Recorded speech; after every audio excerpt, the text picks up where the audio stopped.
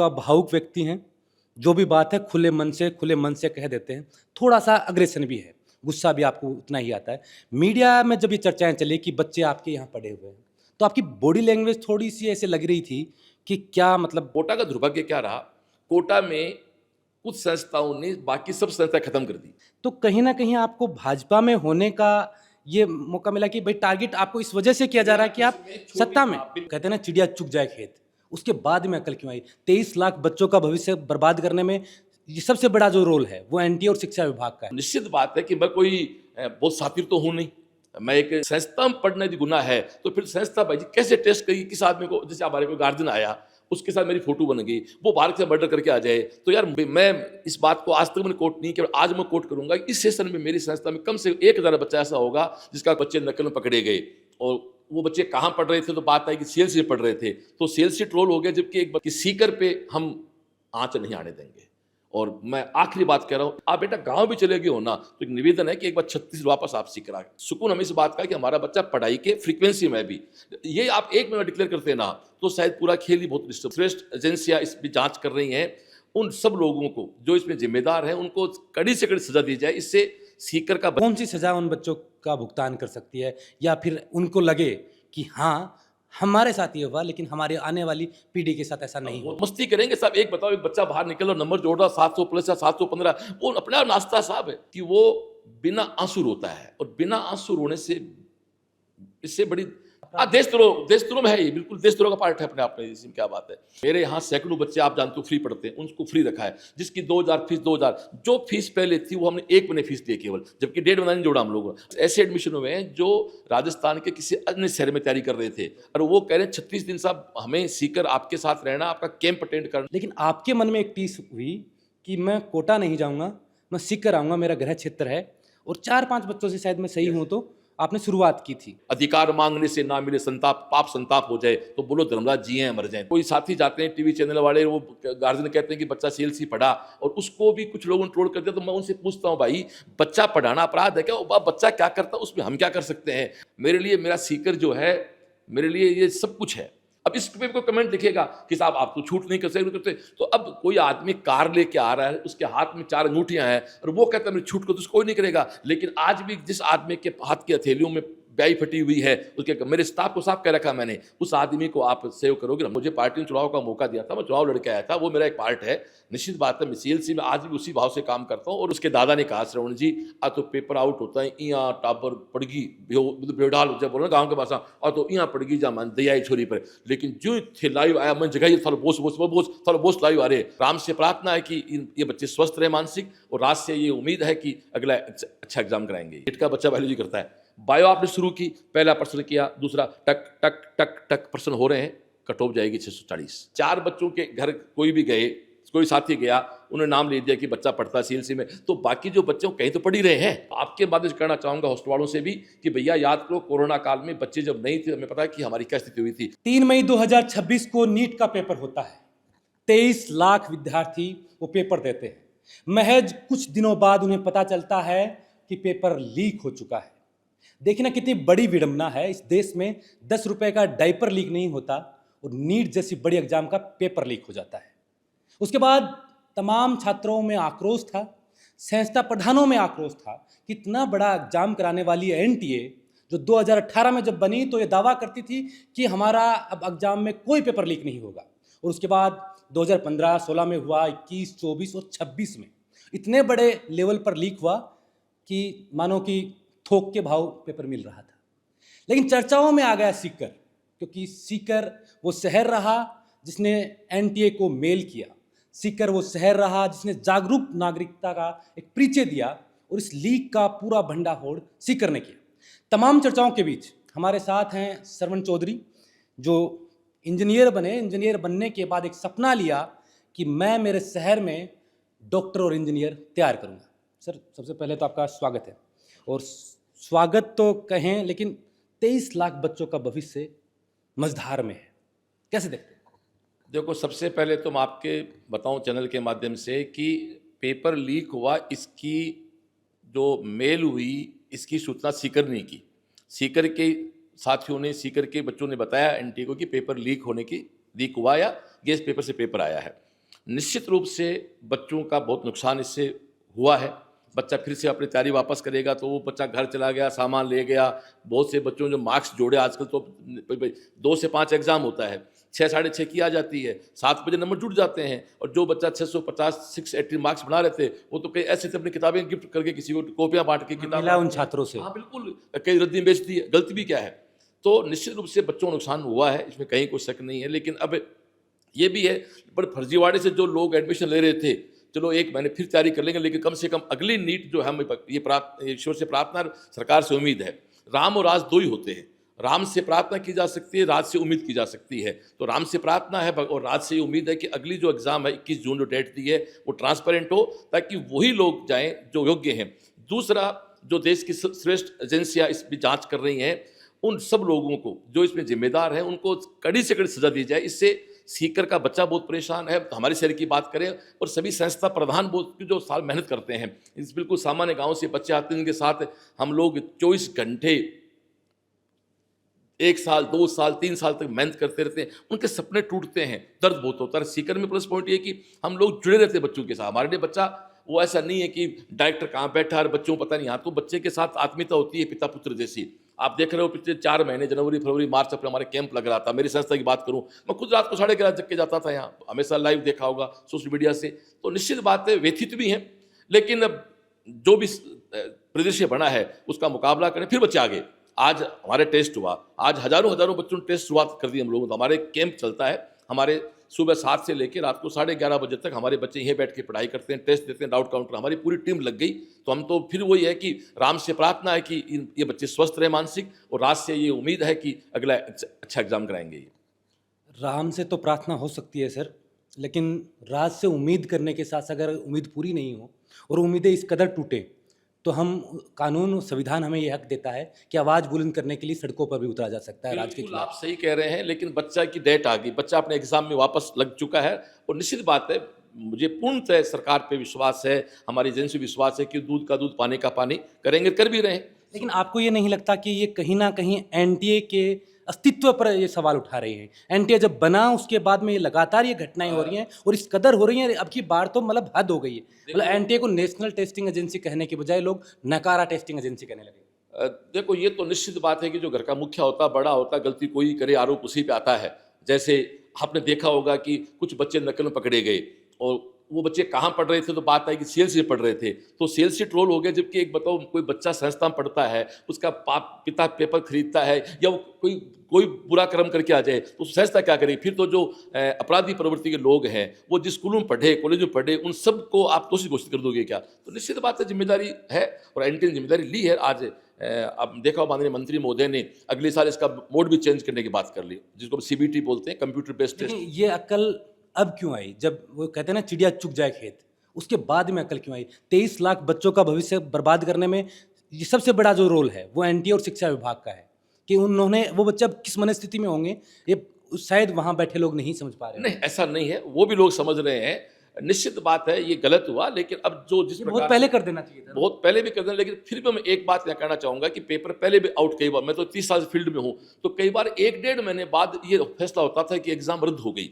चलो, ये बुरे से बुरा हुआ, लेकिन कम से कम मैं ये तो है कि 7 दिन में डिसाइड कर दिया कि भाई एग्जाम दोबारा होनी है। तो बच्चा हमारा 4 को गया था यहाँ से, हमारा मतलब जो भी संस्थाओं का, और आपने शायद 10 या 11 को फैसला हो गया, तो 5-6 दिन बच्चा घर रहा। तो बच्चा एक्चुअली उस फ्रीक्वेंसी में है अभी। सुकून हमें इस बात का कि हमारा बच्चा पढ़ाई के फ्रीक्वेंसी में भी। ये आप 1 महीना डिक्लेयर करते ना, तो शायद पूरा खेल ही बहुत डिस्टर्ब हो जाता। आपको सीकर में और सीकर के आसपास के लोग और शिक्षा से जुड़े हुए लोग 2 तरीकों से जानते हैं कि एक तो आप भावुक व्यक्ति हैं, जो भी बात है खुले मन से कह देते हैं, थोड़ा सा अग्रेशन भी है, गुस्सा भी आपको उतना ही आता है। मीडिया में जब ये चर्चाएं चली कि बच्चे आपके यहाँ पढ़े हुए हैं, तो आपकी बॉडी लैंग्वेज थोड़ी सी ऐसे लग रही थी कि क्या मतलब है, क्या पंगा, क्या हुआ था? बॉडी लैंग्वेज की बात तो ये है कि मैं एक टीचर के साथ मैं मानता हूँ, मैं हर बच्चे का गार्जियन हूँ, तो मेरे बच्चों को तब तक मुझे पता ही नहीं था। जब कैमरा फेस किया मैंने उस वक्त, तब तक मुझे ये नहीं पता है बच्चे मेरे पास पढ़े हुए हैं। जिस ऋषि नाम के बच्चे का जिक्र किया, तो वो बच्चा तो 2024 में मेरे यहाँ 1 महीने रहा, रिफंड देके गया, वे सब ऑन पेपर पढ़ा है। उसने लिया है या आपके? वो बच्चे चले गया होगा चॉइस में, तो उस समय तक मेरे पास कोई दूसरा आया ही नहीं था। अब तो मैं सारे डेटा दिखाए, तो सब उंगलियों पे मेरे कौन बच्चा था, किसका रिजल्ट है, क्या है। लेकिन उस समय मैं फर्स्ट टाइम, तो निश्चित निश्चित बात है कि मैं कोई बहुत सातिर तो हूँ नहीं, मैं एक सिंपल से एक शिक्षक हूँ। तो शिक्षक के सामने जब उसके बच्चे परेशान हैं तो वो स्वाभाविक है। पर उसके बाद मैंने सारे उनको सब दिखाया, कंप्यूटर बैठा के दिखाया बाकायदा कि ये सब बच्चा यहाँ बार। और ये मैं प्लस पॉइंट मैं थैंक यू देता हूँ मेरे मैनेजमेंट को, विशेष साहिल को, कि हमारा सारा डेटा ऑनलाइन अपडेट है। जैसे दूध का दूध पानी का पानी। बाकी तो एक ही निवेदन करना चाहूँगा, सीकर की कोई भी संस्था इसमें कहीं जिम्मेदार, अच्छा 4 बच्चों के घर कोई भी गए, कोई साथी गया, उन्होंने नाम ले दिया कि बच्चा पढ़ता सीएलसी में, तो बाकी जो बच्चे कहीं तो पढ़ ही रहे हैं, बिल्कुल संस्था तो पढ़ ही रहे हैं, तो संस्था क्या करेंगी। तो मैं एक सोशल मीडिया प्लेटफॉर्म पे जो भी साथी किसी को भी ट्रोल करते हैं उनको अपने जमीर से एक बार पूछना चाहिए कि भाई संस्था में पढ़ना यदि गुनाह है तो फिर संस्था भाई कैसे टेस्ट करेगी किस आदमी को। जैसे हमारे को गार्जियन आया, उसके साथ मेरी फोटो बन गई, वो बाहर से मर्डर करके आ जाए, तो यार मुझे थोड़ा पता लगेगा कि मर्डर करके आएगा ये, या ये चोरी करके आएगा, हमें थोड़ा पता है। मंदिर में सब जाते हैं तो संस्था तो मंदिर जैसी होती हैं। तो इसके अलावा मैं एक बार और कहना चाहूँगा कि बच्चा जो है ना, बच्चा जो इस समय पढ़ रहा संस्था में, वो जो कह रहा है कि साहब बिल्कुल अब वापस हम लग गए आपके साथ, बच्चे आगे वापस लग गए, तो निश्चित रूप से संस्था इसमें सीकर, और मैं तो कहता हूँ वो जिम्मेदार है, उसमें कोई भी जिम्मेदार है उसको वो सजा देनी चाहिए कानून को, जिससे अगले कई सालों तो याद रहे हो। 30 साल से लंबा अनुभव आपको शिक्षा जगत में, 3 दशक से ज़्यादा का अनुभव हुआ। क्या मानते हैं कि इसकी क्या सज़ा हो सकती है?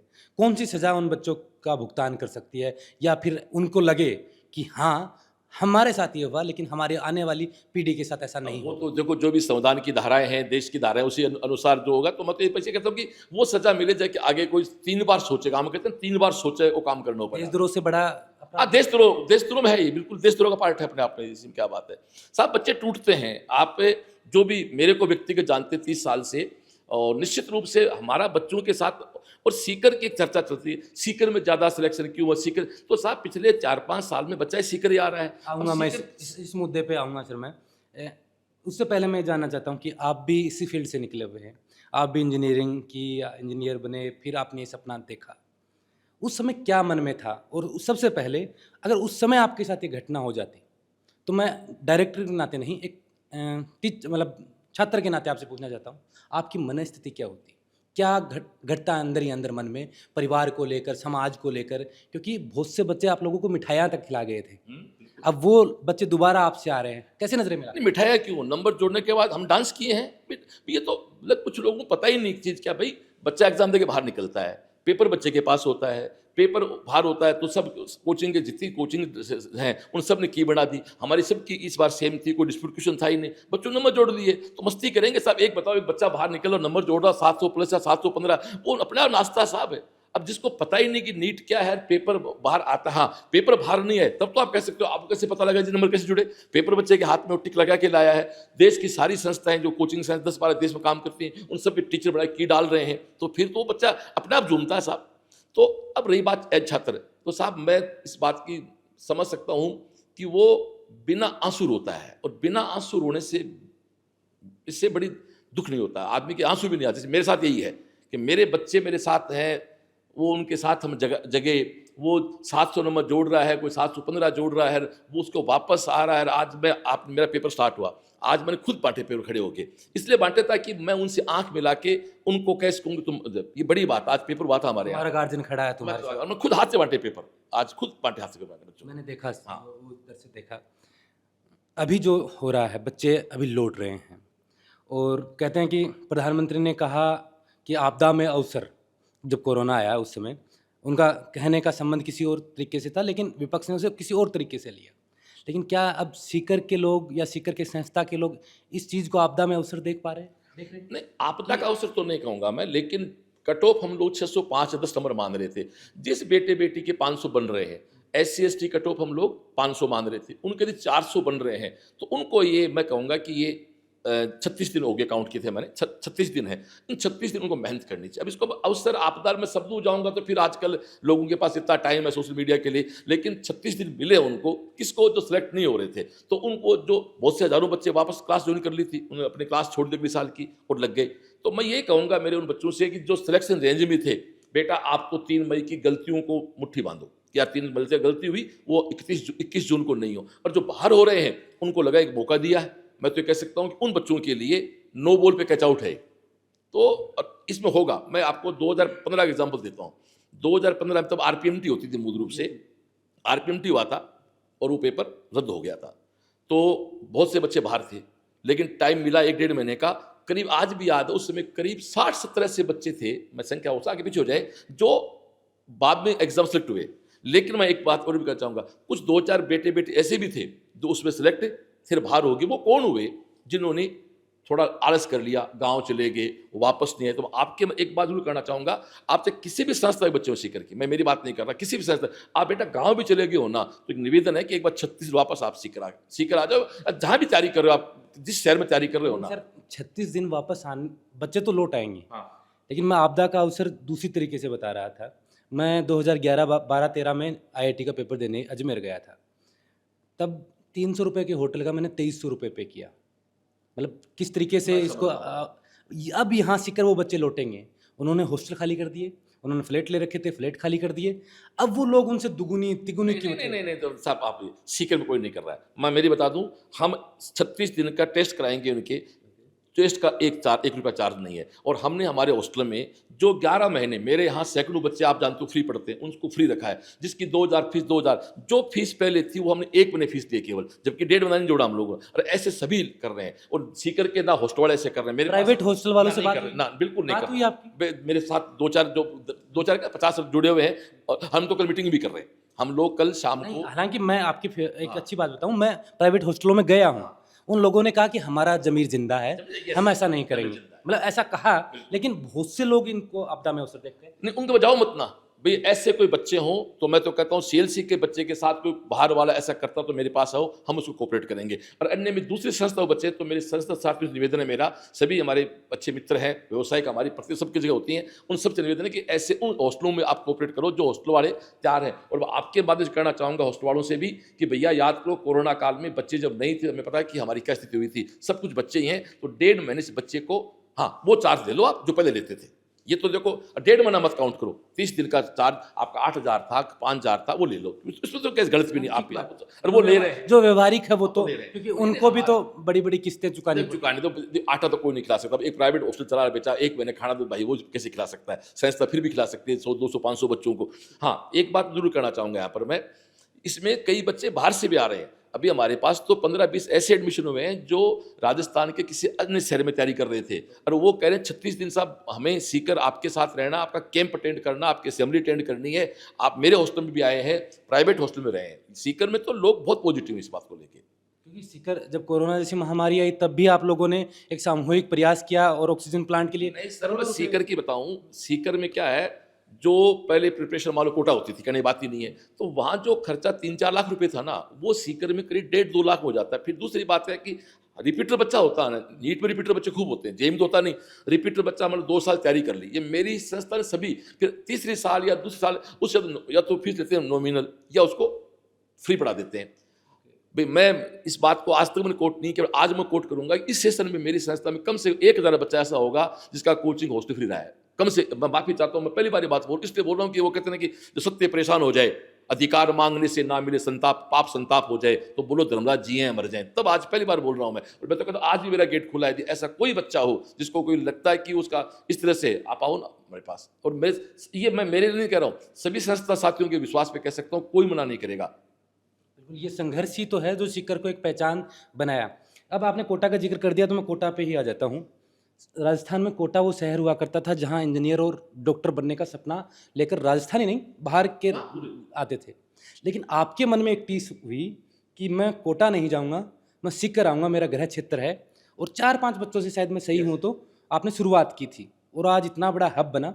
नो डाउट, मतलब कोई क्रेडिट दे ना दे, लेकिन इसका योगदान में आपका नाम माना जाता है कि पहला जो बीज रोपा आपने रोका।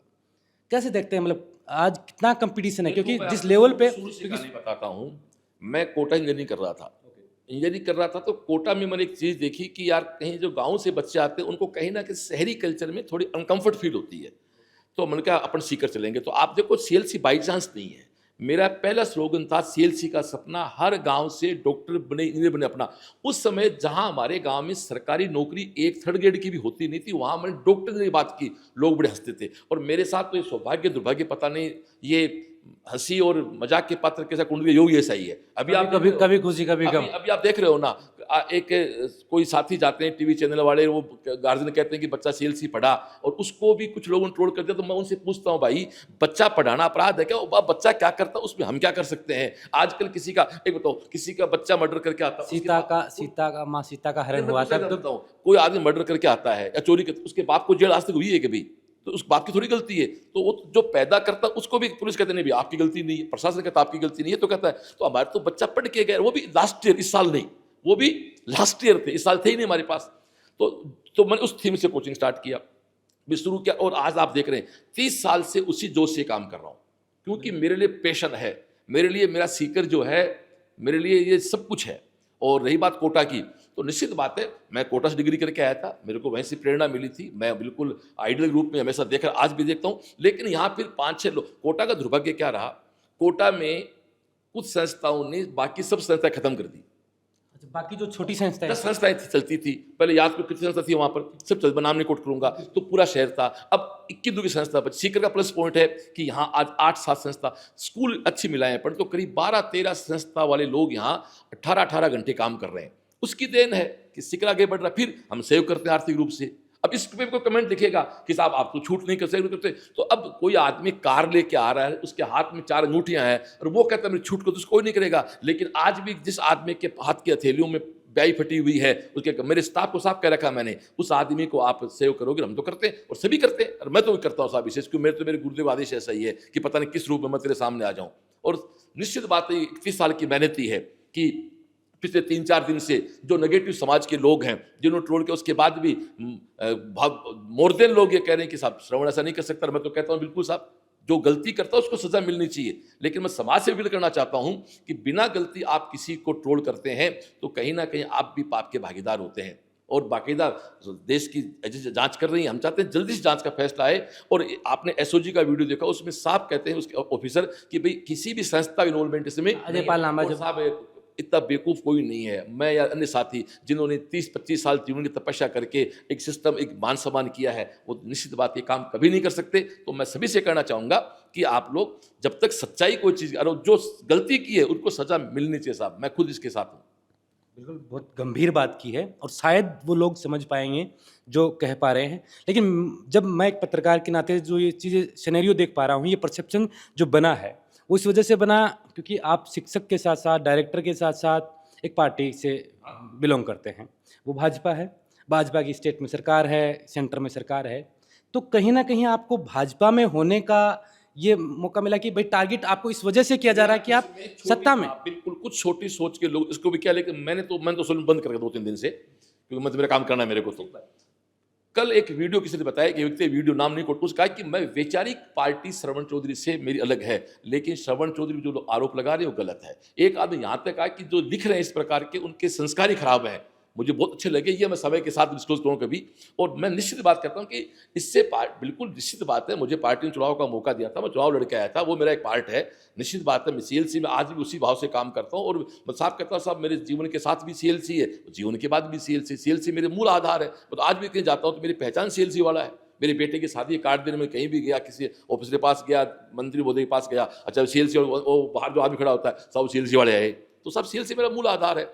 लेकिन मैं इतना ही कह सकता हूँ साहब, सत्य परेशान होता है, पराजित नहीं। और हम इसमें मैं कल एक बैठा एक मेरा मित्र आया, मैंने कहा यार 0% गलती पे भी कोई आदमी इस तरह हो जाए तो फिर उसको दुख होता है, क्यों भावुक आदमी थोड़ा सा मैं। लेकिन मैं ईश्वर को बहुत मानता हूँ, मेरे गुरुदेव बहुत मानता हूँ। मैं तो साहब दूसरी बात ये कहता हूँ, ना तो पहली समस्या है ना आखिरी समस्या है। जिंदा रहेंगे तब तक इस प्रकार के लोगों को फेस करना ही होगा, क्योंकि जब भगवान राम को ही नहीं छोड़ा तो हम तो क्या है साहब। वो पंक्तियाँ याद आती हैं हनुमान चालीसा की, सब सुख ले तुम्हारी सुना, तुम रख काहू को। बिल्कुल बात है। यूँ तो हम तो जो शाम को हमारा हनुमान चालीसा होता है, बहुत से लोग तो इसको भी कई बार कमेंट लिखते हैं कि वहाँ तो हनुमान चालीसा पढ़ाते हैं। तो भाई साहब यार, हनुमान चालीसा पढ़ाना गुनाह है क्या? मेरी संस्था तो साहब 12 फरवरी 2012 से असेंबली होती है, हम असेंबली बोलते हैं। अब असेंबली बोलते हैं, हनुमान चालीसा के मान्यता के ज़्यादा बच्चे 90% बच्चे हमारे पास वो होते हैं। तो ऐसा भी हमारा कोई नहीं तो बच्चे पढ़ लेते हैं। ऐसे हर घर में पाठ होता है तो हमारे बच्चे मिल जाते हैं, ऐसा होता है। अभी देखो ना, सुबह 7 से लेकर रात को 11:30 बजे तक मैं खुद मेरे बच्चों जगूंगा। मैंने अगले 21 जून तक मेरे रियल बर्थडे का आज 50वां जन्मदिन है। मेरा पूरा परिवार जयपुर का बने गया, मेरी प्रैक्टिकल सीएलसी के बच्चे हैं। आप पेपर बांट रहे थे यहाँ? मेरे रियल एक साड़ा है नरेश, जो मेरे बेटे जैसा है, मेरे सीएलसी मेरे लिए वो एमडी के पद पे भी है, उसका 50वां बर्थडे, पूरा परिवार वहाँ है, मैं नहीं गया। ये क्योंकि मेरे लिए मेरी प्रायोरिटी मेरी सीएलसी के बच्चे हैं, मेरे सब कुछ सीएलसी है। और साफ सीधी सी बात है कि सीकर पे हम आंच नहीं आने देंगे। और मैं आखिरी बात कह रहा हूँ, इसका जवाब 21 जून को सीकर के बच्चे देंगे, सीकर की संस्थाएं देंगी। और सीकर में जो बच्चे हैं, अब एक बहुत भावुक अपील करना चाहता हूँ, जो सीकर में स्टूडेंट हैं और जो मेरे सीएलसी के स्टूडेंट हैं, उनके गार्जियंस जो है इस वीडियो को देख रहे हैं, यदि आपके सीएलसी पे किसी एक नेगेटिव अप्रोच से जो आरोप लगे, यदि आपके दिल को लगे कि श्रावण बैन करता, सीएलसी बैन करती है, तो 21 जून को इतनी ताकत लगा दो कि 21 जून की शाम फिर वो 2 से 5 पेपर होगा, फिर वो 7 पे नंबर जुड़ेंगे, उसका जवाब 21 को देंगे। 21 जून की शाम को 7 बजे जवाब दिया जाएगा। 15 मिनट और बढ़ा दी गई। 1 घंटा और मान लो। हाँ नहीं, 2 से 5 वो अच्छा हो गया। वो उसको किस तरीके वो अच्छा, ये अच्छी सोच है, मानवीय सोच है। मैं धन्यवाद दूंगा इसके लिए मंत्री महोदय का, सरकार का, कि आपने 15 मिनट बढ़ाए हैं। और दूसरा, आपने अगली बार इसको ऑनलाइन के लिए अनाउंसमेंट कर दिया, तो आई थिंक फाइनल सही है। यही हो रहा है ना ऑनलाइन। तो मतलब ये इस तरीके से प्रोसेस हो तो मतलब और आसान हो सकता है क्या, कि भाई ये पेपर जो जिस लेवल पे हुआ ऐसा नहीं? नहीं, अच्छा होगा, मैं उम्मीद रखता हूँ अच्छा होगा, क्योंकि देश ऐसे मजबूत हाथों में है कि निश्चित बात है कि वो खुद चिंतित है, मैं ऐसे कल्पना कर सकता हूँ, निश्चित रूप से अच्छा होगा। अभी जो बच्चे आ पा रहे हैं, क्योंकि बॉस मैं कई लोगों से बात की, क्योंकि आपको बॉस नाम से जाना जाता है, इसलिए मैं कई बार मैं बॉस बोल देता हूँ आपको। कई बच्चों से मैंने बात की तो वो आए तो भावुक थे, और वो कह रहे हैं कि अभी रिदम नहीं बन पाया, हमने तो प्लान कर लिया था कहीं जाने का, कहीं घूमने का, तो वो रिदम कैसे बनाए? तो उसके लिए मतलब बच्चे आ रहे हैं, तो क्या कह आप पाए? इसका देखो डारा साहब, मैंने पेपर खुद बांटा, ये बात बहुत बड़ी है। मेरे को पेपर गेट पे खड़े होकर टेस्ट पे बांटने की जरूरत नहीं, मेरे पास टीम है। वो इसलिए कि बॉस खड़ा है, क्योंकि मेरा बच्चा, मैं लाइव किया था, डेट तो याद नहीं मेरे को, पेपर जिस दिन ये पोस्टपोन हुआ, मैं शाम को लाइव किया। मेरी एक गुड़िया आई जिसके 695 मार्क्स बन रहे हैं, मैं नाम नहीं कोट करूंगा। उसके दादा ने कहा, श्रवण जी आ तो पेपर आउट होता है, यहाँ टाबर पड़गी बेवडाल हो जाए, बोलो गाँव के भाषा, और तो यहाँ पड़गी जा मान दया छोरी पर। लेकिन जो थे लाइव आया, मैं जगह थालो बोस लाइव आ रहे, जो आपका लाइव सुना और सामान पैक कर दादा अभी छोड़ गया रात को मेरे को। वो सुबह 8 जागे, हजारों, और मैं अब डेली 6 बजे, आप कितने बता रहा हूँ, मैं डेली शाम को 6 बजे, वैसे मैं दिन में लाइव आऊँगा 4 बजे, सुबह 7 बजे आऊँगा बच्चों को कैंप में बैठाते हुए, फिर आऊँगा मैं इनके साथ 2 बजे पेपर स्टार्ट करते हुए, फिर शाम को 7:30 असेंबली में आऊँगा, और रात को 11:30, डेली 4 बार बच्चों से बात करूँगा मैं अगर आपकी संस्था की बात करूं तो क्या नीट 2026 री-नीट 2026 की पूरी तैयारी आपने कर चुके हैं, कि किस तरीके से ये दोबारा रण है उसमें आप? हाँ बिल्कुल, आज हमारा टेस्ट हो गया ना, आज 15 मई है ना, आज 15 मई को हमारा टेस्ट स्टार्ट हो गया और हमने शेड्यूल दे दिया। बिल्कुल, ये शेड्यूल बना दिया हमने, बच्चे को दे दिया पूरा अभी मतलब 21 जून तक 19 जून, हाँ 19 जून तक का ये रहा। अभी कैमरा क्लोज, 19 जून तक का शेड्यूल दे दिया हमने। इसमें हमारा क्या होगा कि हमारे यहाँ पहले तो हम लोग कराएंगे पार्ट टेस्ट 4 जून। पार्ट टेस्ट में क्या होगा, जैसे अभी बताऊं, आज तारीख 15 है, 16-17 2 दिन हमारे शाम को 2 से 4 टेस्ट फुल सिलेबस के, 18 को पार्ट टेस्ट, पार्ट मतलब छोटे छोटे पार्ट आएंगे, फिर 2 दिन फुल सिलेबस, फिर पार्ट फुल से पार्ट डेल टेस्ट हमारे यहाँ। ये 15 का शेड्यूल तो हम छाप के दिया है, ये तो हर बच्चा देगा। फुल टेस्ट बच्चे की इच्छा दे तो दे, नहीं तो नहीं दे। कई बार कुछ बच्चे लोड ले लेते हैं, पर अब तो सब बच्चे देंगे लोड की बात। हमारे यहाँ अब रोज टेस्ट होगा। मतलब आपने अभी 21 जून को जो एग्जाम की तारीख एनटीए ने घोषणा की है, तो आपने 19 तक सारा सिलेबस एक बार पूरा हो जाएगा, आपको कहना है? नहीं, एक बार नहीं, करीब 2 या 3 बार बच्चा पढ़ कई लेगा। बार पेपर आप करवा चुके हो। यस। लगता है कि जो पिछला जो रिजल्ट जैसा भी रहा, क्योंकि हमने देखा 2024 में जब विवादों में एनटीए आया तो 25 का पेपर थोड़ा सा टफ आ गया था, कट ऑफ डाउन गई थी। अब 26 में ऐसा हुआ, तो आप एक शिक्षक के नाते कैसे देखते हैं कि एनटीए अब की बार पेपर का लेवल? नहीं देखो, मैं तो एक बात मानता हूँ, पेपर वाली बात पे मैं एक बात मैं मेरे बच्चों से एक ही बात कहता हूँ, भैया आप तो पेपर शुरू करो। अब ये बहुत एज टीचर बोल रहा हूँ, बच्चों पेपर कैसे आएगा आपके हाथ में नहीं है, बोल कैसे बोल फेंके आपके हाथ में नहीं है। पेपर शुरू करो, बच्चा पहले बायो करेगा फिक्स है, नीट का बच्चा बायोलॉजी करता है। बायो आपने शुरू की, पहला प्रश्न किया, दूसरा टक टक टक टक प्रश्न हो रहे हैं, कट ऑफ जाएगी 640। पहले प्रश्न में पसीना आ गया बायोलॉजी में, तो घबराओ मत, पेपर हार्ड है, कट ऑफ 500 आ जाएगी। तो कट ऑफ खेल है, वो तो सबके लिए बराबर है। उसके बाद मैं तो कहता हूँ कि 10 प्रश्न आपको पहले करने चाहिए बायोलॉजी के, फिर 5 प्रश्न करने चाहिए केमिस्ट्री के, और 5 करने फिजिक्स के। 20 प्रश्नों से आप पूरे पेपर का टेस्ट चेक कर लो कि पेपर की कट ऑफ क्या रहेगी। आपके 10 के 10 बायो के सही हो गए, पांचों के पांचों सही केमिस्ट्री के आपको लग रहा हो रहे, तो वो गलत हो रहे आपको हो रहे, और पांचों फिजिक्स के सही हो गए। इसका मतलब वो ये टॉपर के वही 715-20 आएंगे और कट ऑफ 650 जाएगी, तो आपको कोई गलती नहीं करनी, एक गोला भी गलती माफ नहीं करेगा। और मतलब टॉपर के 680-85 नंबर आते हैं, कट ऑफ 500 होती है, तो आप अपनी एक्यूरेसी मेंटेन रखें और इस टाइम को पेपर पूरा कवर हो जाए। ये तो प्लानिंग हमारे बच्चों को बताते रहते हैं हम लोग। बिल्कुल, बहुत बहुत शुक्रिया, और उम्मीद करते हैं कि जो 2026 में नीट में आपने जो परिणामों की उम्मीद कर रखी थी। हाँ, आखिरी सवाल मैं एक बात भूल गया। जब भी सीकर की बात होती है, और अब तो मतलब नेशनल मीडिया सीकर को सीकर नहीं बोल पा रहा था, शिकार कहता था कभी कभी, और आज ये सीकर इतना चर्चाओं में आ गया कि ये कीवर्ड बन गया है। चर्चा ये होती है कि इतना ज़्यादा रिजल्ट परिणाम आता क्यों है सीकर से। जैसे अब की बार पेपर आए, ऐसे पिछली बार भी तो पेपर आया होगा, उससे पिछली बार भी तो पेपर आया होगा, क्योंकि फर्स्ट रैंक टॉपर यहाँ से निकल रहे हैं। 50 सेंटर हैं, उनमें से 37-36 सेंटरों में यहाँ से बच्चे ज़्यादा कट ऑफ पार कर रहे हैं। तो क्या है खेल, क्या देखो इसमें ये ऐसा नहीं है, इसमें जहाँ बच्चे इकट्ठे हो जाते हैं, पहले बच्चे सारे कोटा जाते थे तो रिजल्ट कोटा से आता था। अब वो सारा बच्चा धीरे धीरे वहाँ के बच्चों में, यहाँ के बच्चों के मतलब माइंड में भी थोड़ा सा, देखो बच्चा बच्चा होता है, बच्चा तो कुछ नहीं है, गांव का बच्चा भी IT टॉप कर देता है कई बार। तो पहले बच्चा भी, एक बात, पहले बच्चा सब कोटा इकट्ठा होता था, 10-5 कोचिंग थी, कोचिंग धीरे धीरे बंद होती गई, बच्चे कम हो गए, तो वो बच्चा धीरे। फिर दूसरी बात है कि मेडिकल में रिपीटर बच्चा बहुत होता है, कोटा में जाओ तो रिपीटर का खर्चा उतना ही पड़ता है, बड़ा कारण है। इस चीज़ को समझे आप। सीकर में कोई बच्चा 11वीं-12वीं फाउंडेशन कर लेता है, 1 साल तैयारी कर लेता है, उसके बाद जो बच्चा तो सारी संस्थाएं करती हैं, इवन दी हॉस्टल पर भी कर देते हैं ना। बड़ी कोटा में सुना है क्या किसी कोचिंग में किसी बच्चे का, किसी भी शहर में, मैं किसी की एंटी बात नहीं करता, हमारे यहाँ, क्योंकि हम सब लोग गाँव से निकले हुए हैं, हम सब लोग हैं जो शहरों में तैयारी करने के लिए आए थे, सब लोग जो खुद के खाना बना के खाया हुआ है, तो पता है बच्चे की प्रॉब्लम क्या है। इसलिए निश्चित रूप से यहाँ बच्चे का आर्थिक सहयोग बहुत ज़्यादा है, उसके बाद उसका सहयोग किया जाता है एज ए मेंटर। एक बताओ, मैं रात को 11:30 बजे मेरे बच्चों से जगता हूँ, आप कभी चेक कर लेना, क्या कोई और अन्य शहर में ऐसे लोग रात को जगते हैं क्या? जवाब दो ना। सुबह 7 बजे से लेके 11:30, मेरी टीम, हम रात डाउट बता रहे हैं उसको, और वो लाइव करते हैं, एवरी वीडियो बना के डाल रहे हैं। तो ये तो, और ये बच्चों से पूछे, मैं तो कहता हूँ दूध का दूध पानी का पानी कब होगा। आप सभी संस्थाओं से, CLC कुछ पूछ रैंडमली कि भाई जनवरी फरवरी मार्च अप्रैल में 4 महीने कितनी मेहनत आपके साथ हुई, उसको दिखाओ तो पता लगूंगा। बिल्कुल, हम कोशिश कर रहे हैं बच्चों से जानने की कि वो इस अवसाद से कैसे बाहर निकलने का प्रयास कर रहे हैं, कितनी संस्थाएं सहयोग कर पा रही हैं, कितने प्राइवेट हॉस्टल के मालिक हैं वो उनका सहयोग कर रहे हैं, ये हम लगातार कोशिश कर रहे हैं। आपका बहुत बहुत स्वागत कि आपने इस शेड्यूल में से कीमती समय निकाला। ये इंजीनियर श्रवण चौधरी थे, CLC के संस्थापक। अब आपने देखा कि जो विवादों के बीच में जो चीज़ें चल रही थी, उन्होंने बताया कि कुछ लोग ट्रोल भी कर रहे थे, लेकिन क्या वजह थी, क्या क्या हुआ, क्यों हुआ, कैसे हुआ, और अब ये क्या कर रहे हैं, वो तमाम बातें हमने की। इस वीडियो को लेकर आपकी जो भी राय है कमेंट कर आप बताइए। आप देख रहे थे बोल हिंदुस्तान, मैं अजय कुमार, नमस्कार।